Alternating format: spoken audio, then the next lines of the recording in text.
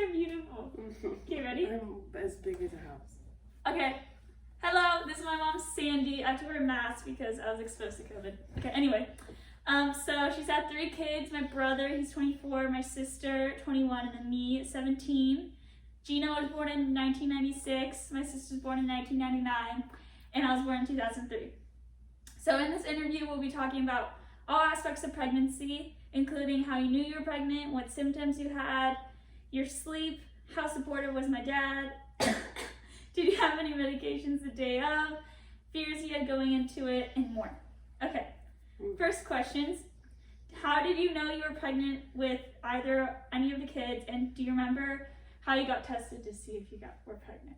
Well, the only one I remember knowing I was pregnant was with my first, because we were really trying, so I was really paying attention to how we did it, when we did it, and we had some advice from friends, which was stay in bed and keep your feet up. So I did. So stop. I'm doing something with mom for a project. We're doing a project. So we had advice from friends that said, stay in bed, put your feet up, don't get out of bed after you have sex, because if you really want the swimmers to have success, you need to not be jumping up and down. So for our first attempt at our first child, that's what we did, and I knew it worked right away. I knew it worked. But with the other 2, I wouldn't say it was a surprise because we were trying, but we really don't remember conceiving Julia at all. We think that was the Immaculate Conception. So we know it happened around Mother's Day. That's funny. But we don't know how. Okay, do you remember getting pregnancy tests and stuff? Pregnant? Got cut off. So do you remember getting tests for pregnancy?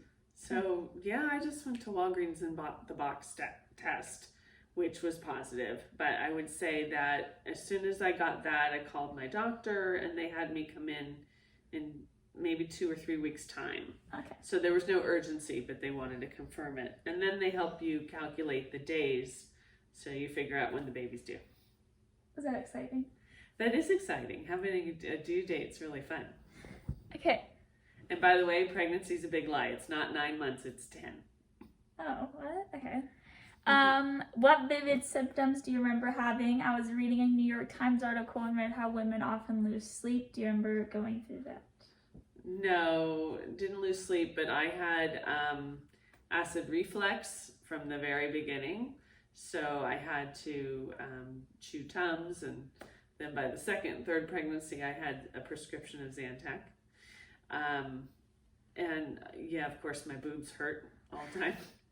And instantly smells bothered me. Oh, that's interesting.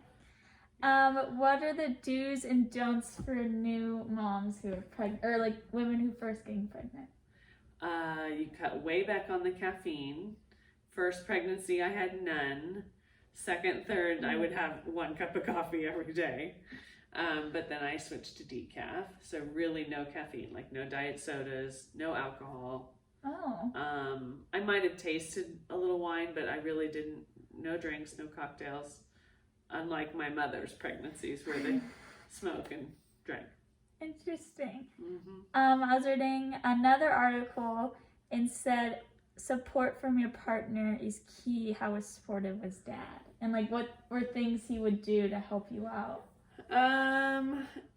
If I wanted certain foods, he would get them for me, but I don't remember really having a lot of cravings. I was very tired the first trimester, so he would let me sleep. But for the most part, yeah, it was like having a cold, so nothing really extra. And then moving on, what was your biggest fear going into your due dates and when your water broke? Do you remember when your water first broke? I was just excited. You just kind of want to get it done. For me, being pregnant was like having a cold. And I didn't want to get emotionally involved with the fetus because in my brain, in case anything went wrong, I didn't want to be attached. That was my head. So it was a symptom. It was like a cold. Until I had a baby, it was 2 very separate mindsets.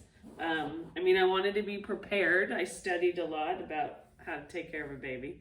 But Do you remember how long it took? Like, who was the longest? Who took the longest? Gino took the longest. He was my first. That makes sense. But I did have to be induced, so none of my labors came on naturally. My water broke with Gino, but the contractions didn't come naturally. I had to be induced with medication. So they gave me an IV for that, and then they gave me, epidural. Was that a different question? Or No, it's fine. So they gave me an IV for fluids. They put me on a heart monitor. They gave me another medication to induce, Pitocin? I think it's Pitocin. And then they give you fentanyl for pain. Oh, wow. And I have to say, the fentanyl you get in the hospital was really great. What Yeah. do you recommend using epidural and fentanyl and stuff like that? The fentanyl really helps you manage the contractions, and it's important because when you are having contractions and you have to have an epidural, which is a needle this big put in your spine, you need to be able to manage the pain and breathe through those contractions. So whether it be fentanyl or another pain medication, it's really important to have it because your focus can't be on the pain, it has to be on the push. Okay. So it's a job. It's a very physical job you have to push the baby out. Okay, my last question is, I want you to tell the story about your vein on your eye. Oh, I call it Elena. It has a name. So I have a busted vein in my eye and on my eyelid, and that was because I was pushing so hard to deliver Elena because you were my biggest baby. You were 8 pounds, 13 ounces, I want to say. And I had to Okay. push hard to get you out. Okay, thank you. You're welcome.